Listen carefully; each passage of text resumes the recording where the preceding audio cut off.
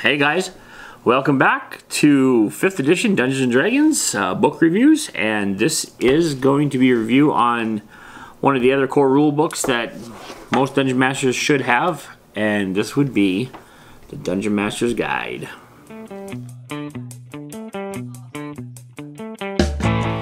Yes, anyhow, so in the previous video, we talked about the Player's Handbook and the importance of it and what's in it, and we're going to do the same thing about this book. We're going to talk about the Dungeon Master's Guide and what's in it.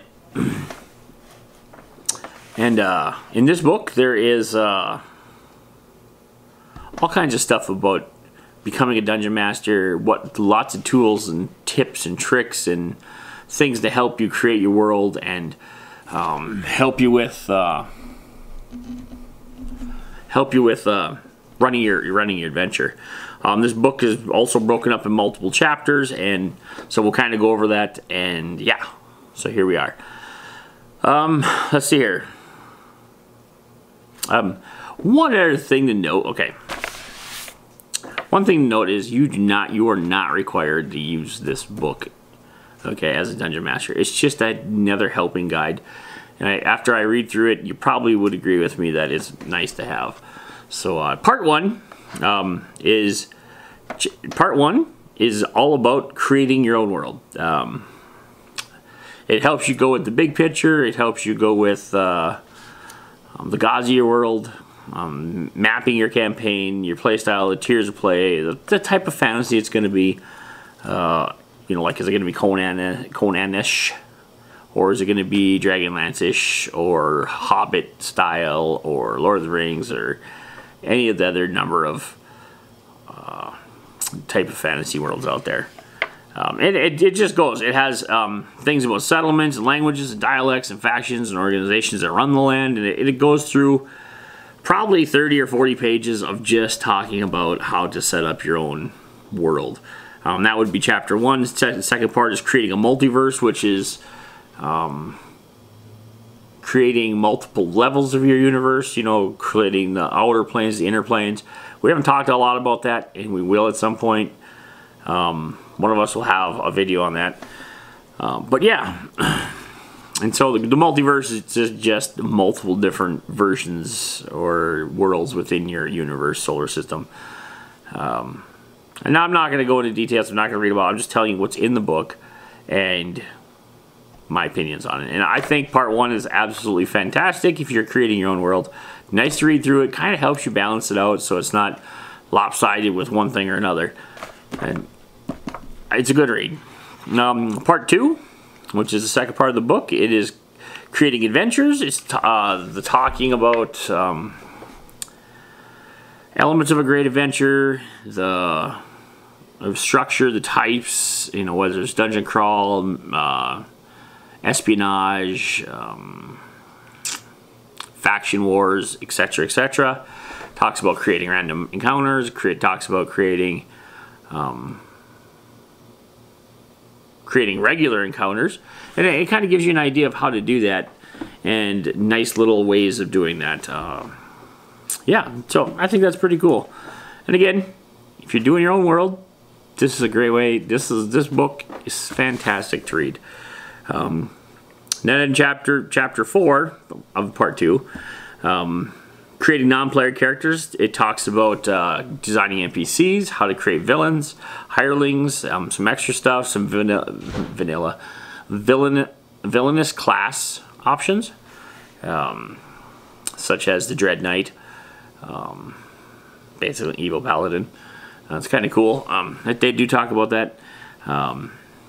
Chapter 5 is talking about adventure environments, dungeons, mapping a dungeon wilderness, mapping wilderness survival, settlements in the wilderness, mapping a settlement, urban environments, and then it finishes up the chapter with talking about traps, which is pretty cool. Chapter 6, Between Adventures, it talks about how to link adventures, recurring expenses, because when you're in between, say you killed the dragon, you're coming back to town, and then now what? You have some downtime, so your characters are generally going to rest up, get some new armor, get some new weapons. It talks about how to go ahead and charge the player characters expenses for that, because they're gonna have. I mean, they can't just sleep in the streets. I mean, they could technically, but they got money. They just killed the dragon, right? So they're gonna have like buying stuff and all that stuff. And then chapter 7, which is one of the biggest reasons to have this book, other than if you need to create your own adventure. If you're already just running pre-made adventures, or you already know what you're gonna do and you've done this before, chapter 7 is a whole chapter on artifacts and magic weapons and different magic items you can find out through the multiverse.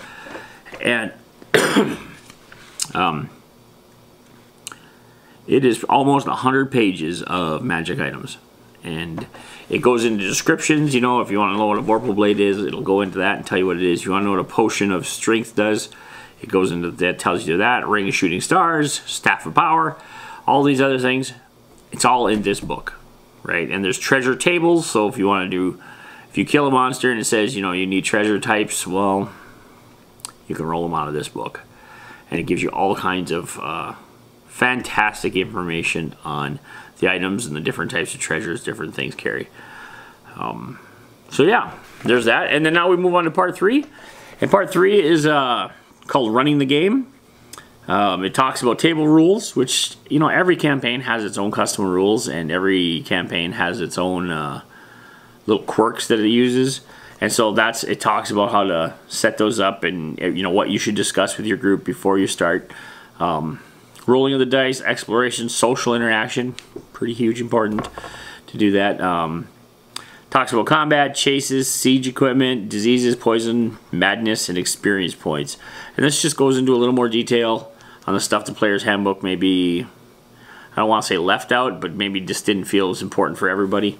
So, for the rules lawyers out there, this book is also very good.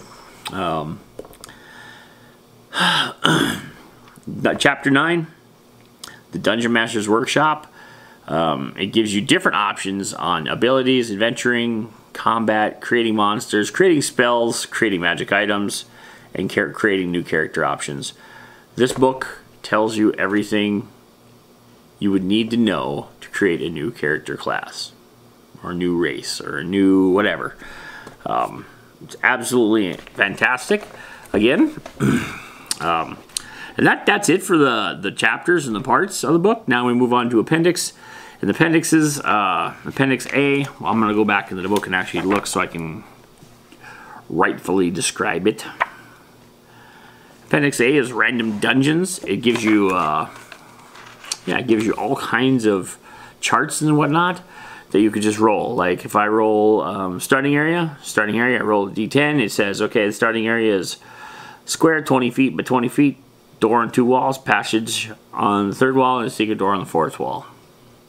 This way, if I just need a quick dungeon, I can just start here and just do the random dungeon thing. And it just keeps going. Let's see here. We're going to move on to the next appendix. Yeah, there's all kinds of stuff in here. Talks about traps again. Talks about different noises. Wow, there's all kinds of stuff. Okay. Appendix B is monster lists.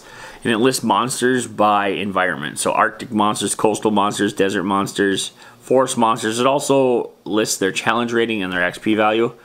It actually does a really nice job of this, and I kind of appreciate that. So this kind of moves along with the monster manual, which we'll talk about in another video. That'll probably be the last core rule book we'll talk about. In fact, it is the last core rule book we'll talk about. So yeah, that's the appendix. It also lists monsters by challenge rating. So if you're like, I don't really care about the environment part, I just want to do by challenge rating.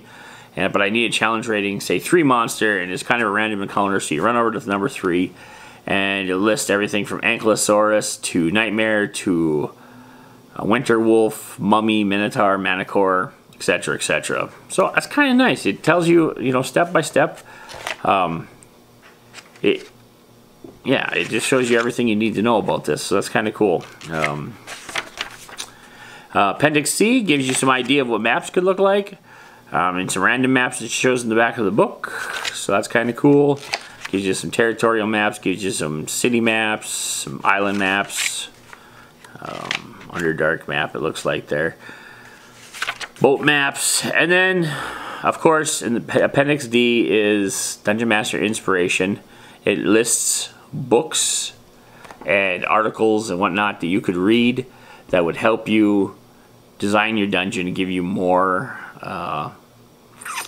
insight on what you could do. And then, of course, last but not least is the appendix, or index, sorry. Anyway, so yeah, that was quite of a quick rundown of what the Dungeon Master's Guide is. I hope this video helps you. I hope that if you're going to be becoming a Dungeon Master, you go to your local game store, you pick up this book. If you don't have a local game store, go ahead and check it out on Amazon, ship it to you, and read this book from cover to cover. There's filled with piles of information, and even if you're an experienced Dungeon Master and you're just getting into 5th, it just gives you lots of new tips and new tricks and lots of things that maybe you just haven't thought about in a while. So yeah, if you like these videos and you want to see more, go ahead and subscribe and give me a thumbs up. Until next time, my name's Scott. You call me Guff. Signing off.